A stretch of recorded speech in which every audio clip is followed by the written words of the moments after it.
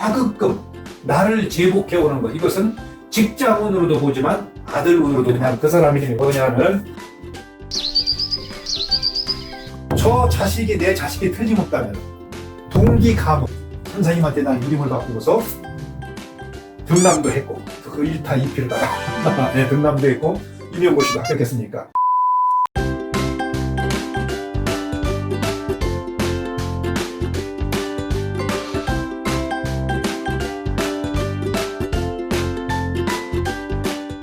기림 화복을 하는 방법은 크게 세 가지가 있는데 첫째는 명이 있고 두 번째는 상이 있고 세 번째는 복이 있다 그랬죠. 그래서 이 명은 뭐냐 명리학을 얘기하는 거예요. 이 명리학은 뭐냐 하면은 이것은 어떤 형상이 있는 것이 아니고 이기론이죠. 연원일실 가서 하는 이기론이죠. 그리고 상학은 이 상학은 사람의 얼굴을 보면은 관상이라고 하고 자기 몸을 보면 체상이라고 하고 손을 보면 수상이라고 하고 이 발을 보면 축상이라고 하고 이렇게 상을 얘기하는 건데 이 상은 이건 뭐냐면 이것은 이기론이 아니라 형기론이죠. 그래서 형기라고 하는 것은 어떠한 형상이 있는데 그런 말이 있잖아요. 유물유축이라고. 이게 저 어디에 나오는 얘기냐면은 사서 삼경 중에서 저 시경에 저 대하 정민정에 나오는 얘기인데 유물유축이라. 모든 물건은 그 물건에 상응하는 법칙이 있다는 거죠. 그래서 그 상응하는 법칙이 있어. 그 법칙에 따라서 잘 부합되게 생긴 사람은 원만상이고 길상이라고 하고 그렇지 않고 그걸 벗어난 것은 흉상이라고 얘기를 하죠. 그래서 우리가 손을 보면 수상, 뭐 얼굴을 보면 관상, 뭐 인상학 이렇게 얘기를 하죠.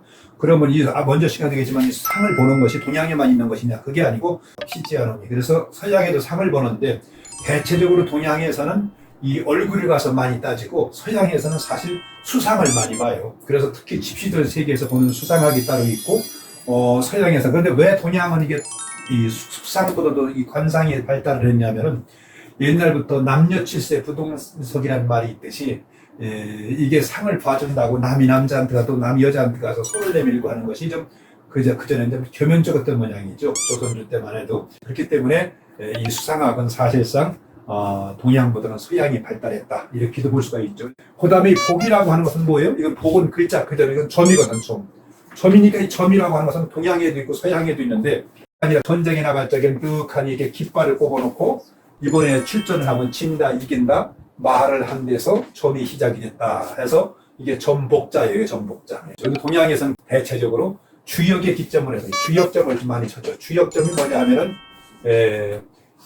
8괴에 일권천, 이택내, 삼리와 사진내, 오선풍, 육감수, 칠간산, 팔군지 이렇게 해가서 그 8괴를 가서 이게 거운의천깨다, 아니면 이게 화지진깨다, 화택규맥깨다, 화천대유깨다, 화수미제깨다 이런 시다가 그 괴를 6가 한 1효, 2효, 3효, 4효, 5효, 6효에 가서 6효점을 많이들 쳤죠. 그 6효점을 이제 그거 보면은 심지어는 옛날에 충무공 이수신 장군이 쓴 난중일기에도 보면은 그런 얘기가 있어요. 오늘은 점괘가 상당히 나빴다. 뭐 이런 얘기가 있어요. 그러니까 오늘은 점괘가 어떠했다. 이렇게 뭐 이긴다, 진다. 그 때를 기다려가면서 이렇게 전쟁을 했던 거죠. 그래서 이게 뭐냐면 재미난 것은 이 명은 이것은 선천명이에요. 타고난 그 엄마 몸에서 뱃속에서 나와서 내 몸과 엄마 몸이 분리된 그 연, 월, 일, 시, 네 기둥을 가서 보는 것이 사주인데 이 상학은 그러니까 이 명리학은 바뀔 수 없는 거예요 이게. 그러니까 그 사람이 잘 타고났든 못 타고났든 어떻게 보면은 그 사람 인생의 설계도라고 얘기하면 되죠. 프레임. 예. 그런데 이 상학은 뭐냐면 이것은 상학은 변하고 있는 거죠. 진행형이죠. 수상이 됐든 관상이 됐든 성장할 때가 됐든 나이가 먹어서 늙어가든 간에 변하고 있는 거기 때문에 이 상학은 후천명이다. 그렇죠. 그래서 후천명은 우리가 어떻게 취사 선택을 하냐에 따라서 바뀔 수도 있는 거죠. 첫째 후천명은 뭐냐면 관상이 고칠 수 있는 거 아니야? 성형을 할 수 있는 거고 또 멀쩡하게 잘 생겼던 사람이 중간에 어딜 다치거나 흉을 얻거나 이렇게 해서 흉하게 바뀔 수도 있는 것이고 사람의 이름에도 기룡 화복이 있는데 그 이름도 후천명이지. 나쁘면은 중간에 개명을 할 수가 있는 거지. 그리고 세 번째로 후천명을 빼놓을 수 없는 것은 그 사람이 거주하는 환경. 그 사람이 머무는 터도 명가가 있고 흉가가 있고 망할터가 있고 흥할터가 있다는 거죠. 그래서 이게 후천명이죠. 그 다음에 또 한 가지 후천명 빼놓을 수 없는 것은 배우자 선택.